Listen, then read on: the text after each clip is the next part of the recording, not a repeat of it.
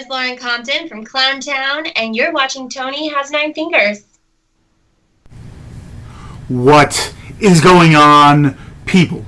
I'm getting ready to watch some SummerSlam right now, but before that, if you couldn't tell by the title, wondering why I'm here, I am here to review a movie put out by Epic Pictures Group, and it's called The Monster Project. Yes, if you could tell by the picture, right when I saw it, I immediately thought of the Monster Squad, you know, the Monster Project, Monster Squad, kind of, and just the picture of it. It has that, like, Monster Squad feeling where all the monsters are on one page and everything. Anyway, the movie is directed by Victor Mathieu. It's also partly written by him, also written by Shariya Lynn and Corbin Billings.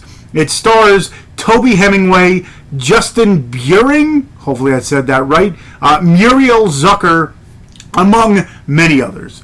So pretty much what this movie is about is a group of people, especially nowadays in this world of the internet and everything, they're looking at ways to make some money, put a video on the internet, and then, you know, raise hits and everything. So right in the beginning you see two of the characters kind of making their own makeshift kind of monster movie per se, whatever you want to call it. The one guy has a video camera, and let me just say, for those of you who are wondering, it's 50-50 shot on film, like not found footage type, but half of it's from the camera point of view, the other half is like shot like a normal movie. So in case you were wondering, the color of it, the green color of it is pretty much what you see for part of the movie. Anyway, as he's recording it, you see something on the roof and it scares him off. You find out that pretty much they're just taping a video, like I said, to go viral and all this.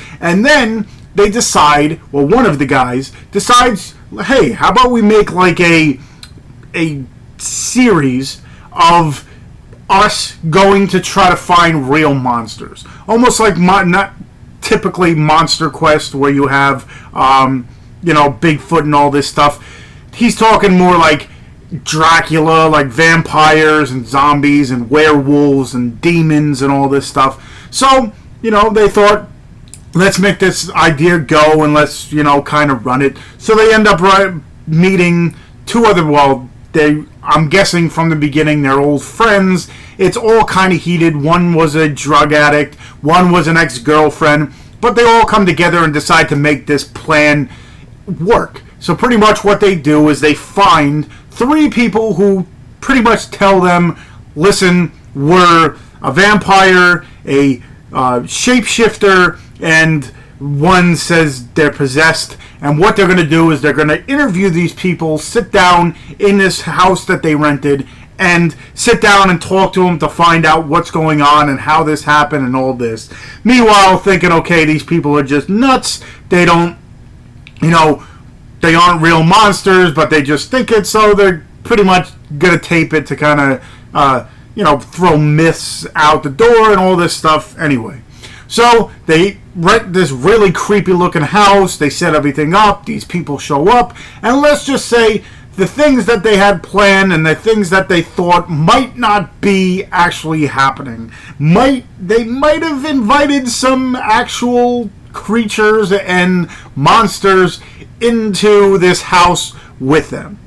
No spoilers, but anyway, like I said, the rest of the movie is pretty much Monsters Unleashed, I guess you want to call it, if you want to go, if you want to call it that way. At the end, there was a twist too. I'm going to leave it at that.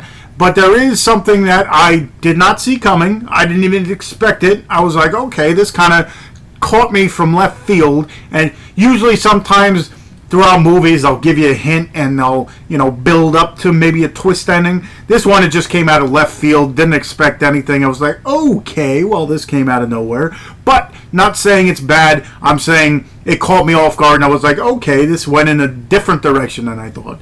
Anyway, like I said, throughout the movie, it's shot like a normal film, and then the other half is pretty much through a video recorder. So bits and pieces, like in this movie, you don't get well, actually, to tell you the truth, there's certain scenes that are very gory, and then there's other scenes that aren't as gory.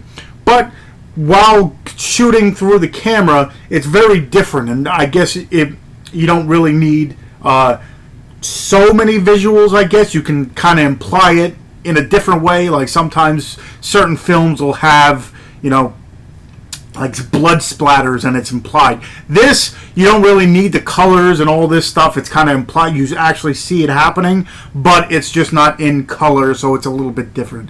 But throughout the movie, like I said, now these people are kind of trying to survive because these people who weren't monsters might be monsters. So it's a very interesting, different plot line and different storyline. Like I said, throughout the movie, it kind of had that vibe of, for me, it's like Monster Squad adult version, I guess you want to call it, because, Monster Squad had all the monsters and they all fun and games and everything. This one's a little bit more intense, but it did have the monsters in the house. So it had that Monster Squad vibe. There's certain scenes in this that I saw and felt different movies pulled in. Like one scene kind of had like an Evil Dead feel to it and all this stuff. But it's definitely really cool. Like I said, a different plot line that I've never seen before. A twist that I didn't see coming. The kills were actually pretty cool. And like I said, it was different. It was one of those things where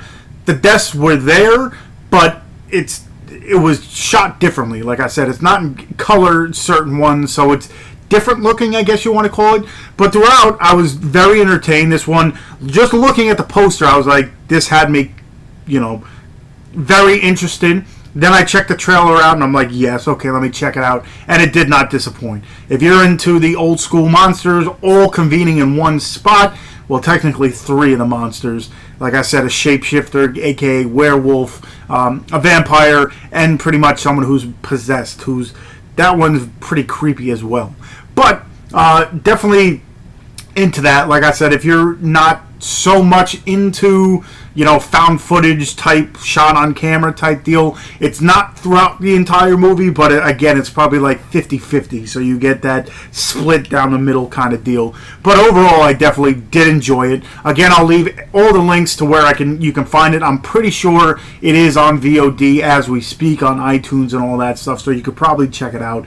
But definitely go ahead, check out The Monster Project. And check the show notes for everything that I'm talking about. Show notes, what am I talking about? Check the description so you can check out or find anything I'm talking about. Check out all my other websites. Check out all my other, means of social media. I got an Instagram where I show off the movies behind me. I got a Facebook fan page. I got a Twitter. I got a Horror Amino. I'm part of the Dorkening, which if you haven't checked us out, what are you waiting for? We do interviews. We do a whole bunch of stuff. We added a video game show. We have Wicked Horror Show. Tuesday nights we interview people from indie films. And then Sundays we do just random dork talk, I guess you want to call it. So check that out as well. Check everything in the description and you'll be fine. If you haven't already, hit that subscribe button.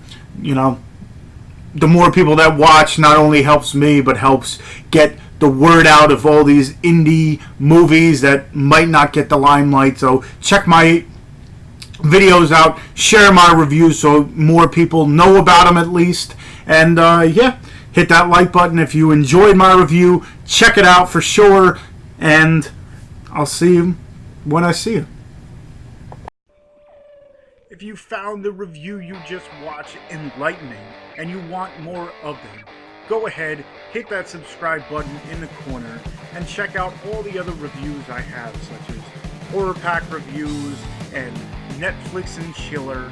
If you want to check out all the other things I have, go ahead and check out my Instagram where I show off the movies I have behind me. Or check out my Twitter where I post all my videos and more.